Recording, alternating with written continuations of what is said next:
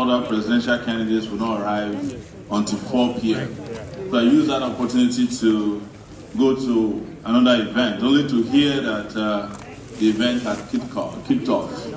I am Omoyele Sowore, and thank you very much. And I want to apologize on behalf of the presidential candidates who never attend events like this. Just so that you know, those of us who are attending events, we are not doing it because we don't have anything to do. It is because we respect you enormously to understand that if we are going to build or rebuild Nigeria, first and foremost, you need architects. That's the most important thing. Before you start dealing with builders, real estate people, and politicians. The problem with Nigeria is that we are building Nigeria not with architects, but with politicians. And that is why you see this country the way it is today. I attended the University of Lagos. Is anybody from the University of Lagos here? Thank you very much. And I must acknowledge one architect who was also a rebel when we were in school. His name is Wilson at one time. Wilson. If I had known that I would spend 6 years instead of 4 years studying geography at university, I would have even gone for architecture. Yes. Because when we arrived at the University of Lagos, we met guys who were studying architects who had been there before my father was born. They said they would never allow them to graduate. I'm serious. I'm exaggerating, but serious. A lot of guys that we met at ULAG had been there for almost 7 years for studying architecture. Yes, but what is important to me today is to reach out to you. I'm not here with any script. To let us understand that our country, Nigeria, has been bastardized almost completely. Bastardized to the point that almost every professional has left Nigeria. I was with an NMA representative, Nigerian Medical Association, said 8,000 doctors have left. I went to ICANN event, they said several accountants have left. I attended several of these professional organizations' annual events, and they tell me that when they had it the year before, there were more people in the hall that are there now. Because those who have not left are processing their documents to leave Nigeria. That's the reality. And the reason they are leaving Nigeria is that Nigeria has been badly mismanaged over the years. When I was coming here, I reached out to a team that I work with, that what do you tell architects about the future? And the first response we get is ask them how many of them will still be around by 2023, so that you know how many people you are planning the future with. It is because every other person wants Nigerian, every other country that is developing rapidly in the world really want Nigerians to come to their country. But every other leader that's been running Nigeria, including the ones now, don't want Nigerians to be in Nigeria anymore. Reason I say so is that you can't have professionals that don't give advice, or when they give advice, you don't accept them and you want your country to be okay. I was looking at some federal ministries in Nigeria and discovered that some agencies of government, some departments of government do not have professionals in that sector managing them. I think somebody was telling me in the health sector, the person who is the Minister of State for Health is a lawyer. Is it possible that there's no doctor enough in Nigeria to be a Minister of State for Health or a pharmacist? I don't know if there's still a Ministry of Housing in Nigeria. If I don't know, please don't say Sowore didn't know what's happening in Nigeria. I've been locked up for so long, I don't remember what's going on in Nigeria. But I'll be surprised to find out that our Minister of Housing, if there's still a Ministry of Housing, is an architect, is a lawyer. That shows to you that the President of Nigeria is also today not a professional who should be handling any country in the world. And we are getting to that point. Don't be afraid. I'm the one who have to go to jail. You just listen to me. Yes. So we are getting to a point where we must decide that people who are not fit, particularly in this coming election, people who are not fit to run a WhatsApp group is not accidentally made the President of Nigeria in 2023. And I'm saying this categorically as a presidential candidate, that I've seen so many presidential candidates, about 18 of us, and I've interacted with a number of them, both the ones who claim to be frontline presidential candidates. And I can tell you categorically, especially the first so-called frontline presidential candidates, a majority of them are not fit to run anywhere in the world. They are not fit to run Liberia. They are not fit to run Sierra Leone, talk less of Nigeria. And I've said this in front of them. It is part of the reason why they have refused to engage in debates with people like me. They have been running around all the organizations doing town hall meetings and debates. When they invite them, they will refuse to come. Because we are staying there, ready to challenge them. That what do you have for the Nigerian people? Besides the fact that you are old and we don't know your age. Yes. What do you have for the Nigerian people? Besides the fact that you went to school but we don't know your classmates. What do you have for the Nigerian people? Besides the fact that you are senile but you don't want to admit it. What do you have for the Nigerian people? Besides the fact that you've had a chance to run a state or a country before, but you have nothing to show for it. Those are the challenging things that made them to be running away from events like this. They are also afraid to confront you guys who are professionals, who have simple but professional questions about what they intend to do to fix Nigeria. You have all heard that Nigeria, when we started hearing about Nigeria, was about development plans. Every 10 years, there's a development plan. When they were tired of giving us development plans, they started introducing visions. And the last time we heard about the vision was Vision 2010. But the question is that anybody who is an eye doctor knows that Vision 2010 is not the correct vision. The correct vision is Vision 2020. So they introduced Vision 2020. We have passed that vision period now, and Nigeria is still incorrectly governed.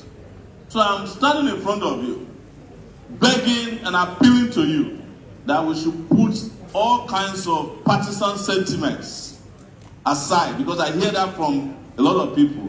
You can't win this election, the old parties have structures. No structures, it's a lie. The big parties don't have structures. What they have are what we call transactional structures. The structures of rub my back, I rub your back is not political structure.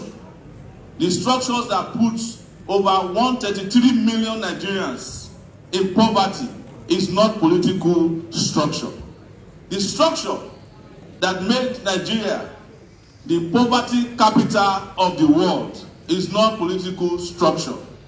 The structures that made all these leaders that we are complaining about in this country today to be governors, House of Reps, senators, they are not political structures. They are structures that have changed us.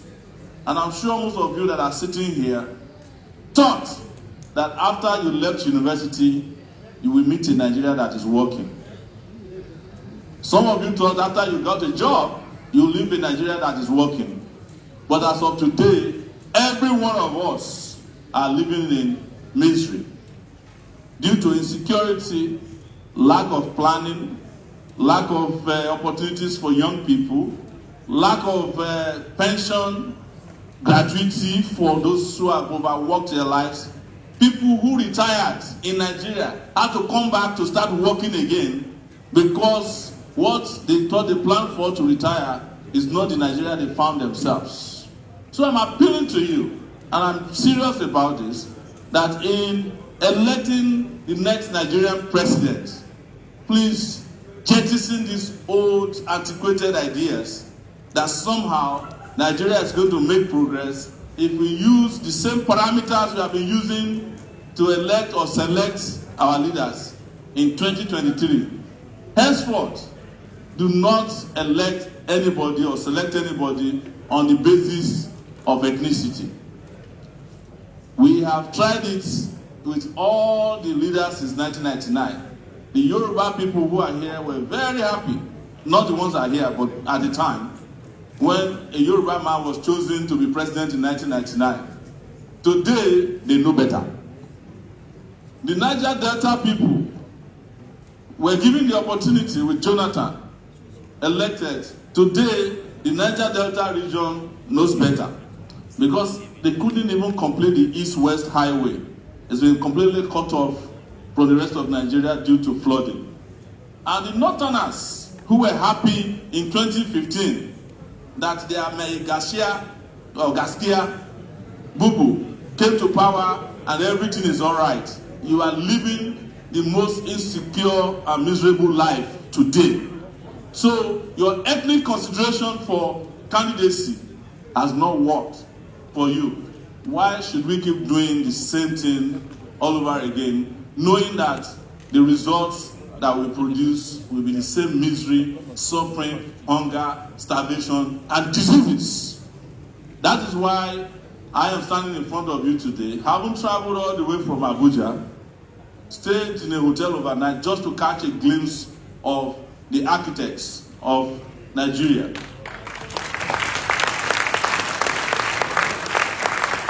And I know, as you discuss here about your work, is largely and mostly lamentation.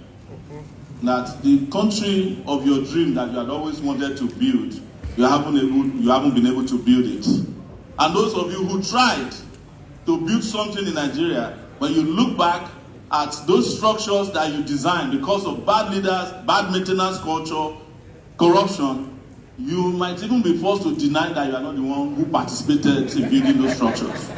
It is true. Because how do you design a building, which is the work of an architect, and when it's time for it to be given out for construction, the worst builder is contracted to do it. Just like our refineries. We had 4 refineries, and when they wanted to start destroying it, they were using vulcanizers to repair refineries. And then you are wondering why you don't have refineries. It's the same thing that must have happened to those of you who are in this profession, that you have designed, done your best for Nigeria to become Eldorado. But the Nigeria of today that you have is not the one you designed. And those of you who design anything at all are too ashamed to even admit it, that you are part of the design of several of the structures you have in Nigeria. One other question I was asked when I was coming here was to discuss with you about building collapse. And I said to them, I spoke with architect Aduku this morning, who was an architect who was sent to be a minister of state for health. And then they kicked him out when he was complaining too much under Yaradua. He told me. Yes.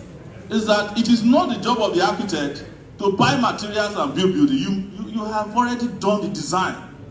The fact is that the moment they take the design from you, they will go and give it to the most incompetent person to build.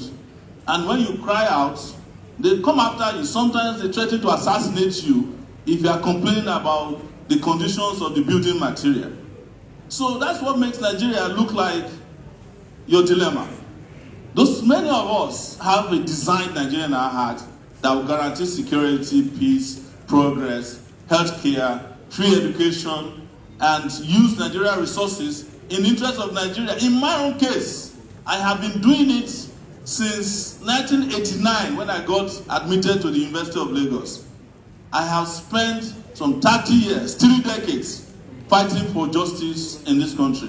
Thinking about the Nigeria of my dream, where architects will just be designing wonderful buildings like they have in the United Arab Emirates, where we call Dubai today, where the same crazy, wicked leaders run to whenever they want to have fun. And I've been told that some of those buildings you see, some of the greatest buildings in the world, Nigerians have participated in designing them. But you will never be allowed, no matter how brilliant you are, no matter how sound you are, no matter how intellectually good you are, to do anything right in your country because of the kind of leaders you have.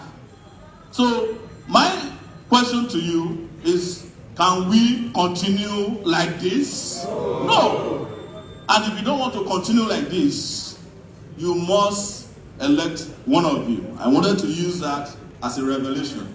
When I got admitted to the University of Lagos, I was admitted to the Faculty of Environmental Sciences. Yes. And of all the courses there, architecture we used to regard as number 1, building as number 2, real estate as number 4. But the real number 1 course at that faculty is geography and planning. And that is what I studied at the University of Lagos. If you need a good building, you must talk to a geographer. If you want to plan a country, you must talk to me. If you want anything to work, we must all plan it together. I want to thank you very much for your time, energy, and your desire for a better Nigeria. And I can stand in front of you to guarantee that one of you will be the president of the Republic of Nigeria, so that you can help us design a new country and a new future. Thank you for that.